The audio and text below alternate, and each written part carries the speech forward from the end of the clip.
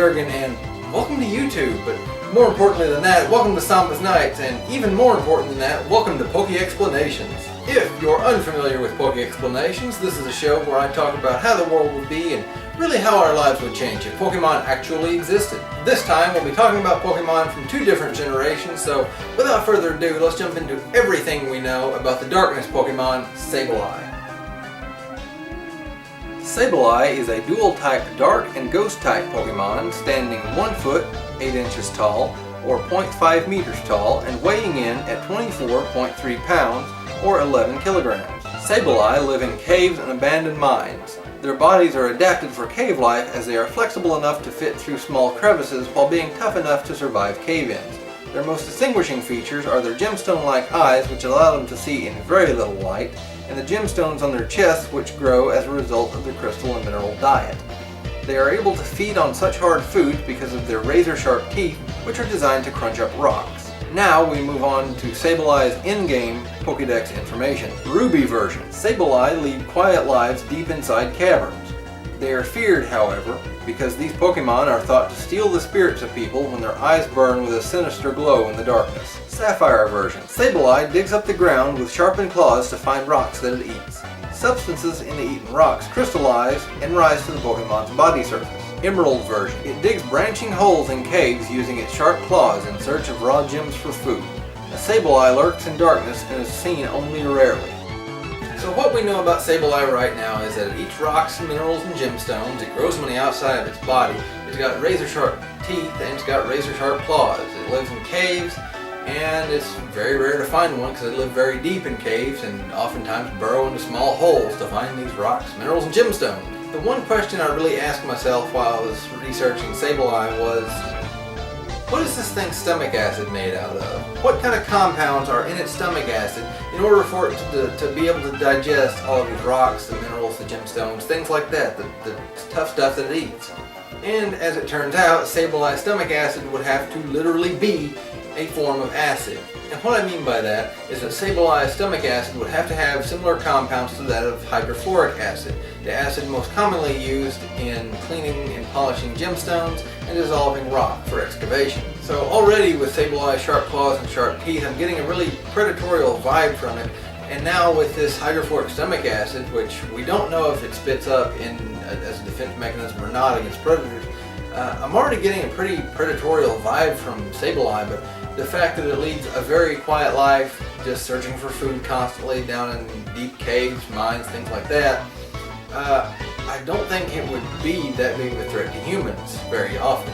We may get the occasional news story about them getting attacked, miners, just things like that, but do I think it can pose a threat to humans? Yes, I think it's a very dangerous Pokemon if found down the mines. I think that's how the soul stealing rumor got started about it. But do I think it will actively seek out to kill humans, to attack humans? No. What I think will happen really with Sableye and how it will be actually world-changing is really just a lack of gemstones. Unless we're going to go all Jaws with it and try and hunt down Sableye to get diamonds or something like that. Which, we're humans, we might be that stupid. But let's now move from Sableye in the 3rd generation to the next no natural weakness Pokemon, Spiritomb, and all the information we know about it.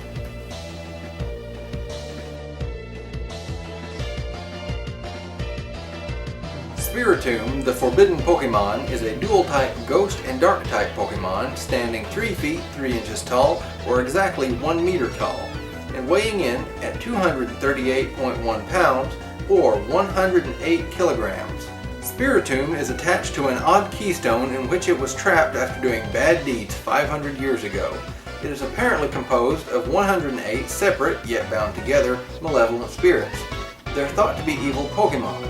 Spiritomb have been observed to warp from keystone to keystone, go on Gyarados-like rampages, and even, albeit rarely, live freely in caves without keystone. It is said to act as a hive mind, with all of the souls that comprise it acting in unison towards the same goal. Now on to Spiritomb's in-game Pokédex information. Platinum version. Its constant mischief and misdeeds resulted in it being bound to an odd keystone by a mysterious spell.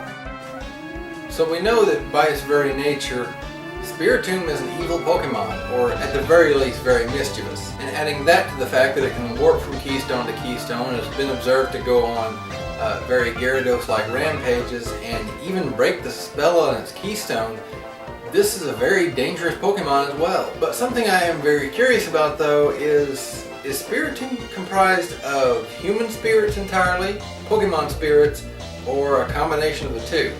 Not really something that would change its ways or the way I think about it, but it would be very nice to know. But going back to what I said earlier about Spiritomb, with no natural weaknesses, if this Pokemon did ever get out of control, we have no way of stopping it. There is no current way we could stop a rampaging Spiritomb. So this Pokemon would essentially be invincible. It would be world destroying, especially if there's more than one. But those are my thoughts on Sableye and Spiritomb this time, guys. I'd love to know what you think. Go ahead and leave me a comment down below if you will. And while you're down there, hit that like and that subscribe button. It really helps out the show. And don't forget to share it on, Facebook, Twitter, Tumblr, YouTube, anywhere.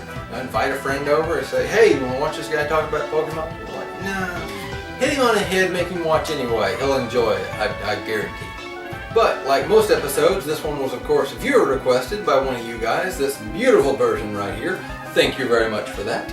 But if you have a Pokemon you'd like me to talk about in a future episode, leave it as a comment down below. I read every comment I get and I really appreciate them. Just a heads up though, I do legendary Pokemon every 10th episode, so we got one coming up. I'll be sure to ask for those specifically on every 9th episode. So leave me a non-legendary suggestion down below. I really appreciate it.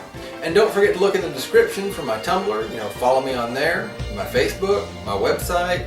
Check out my other channels, which you can wait till after the video to do that. Click a couple of annotations right there and there. And yeah, I will catch you guys later.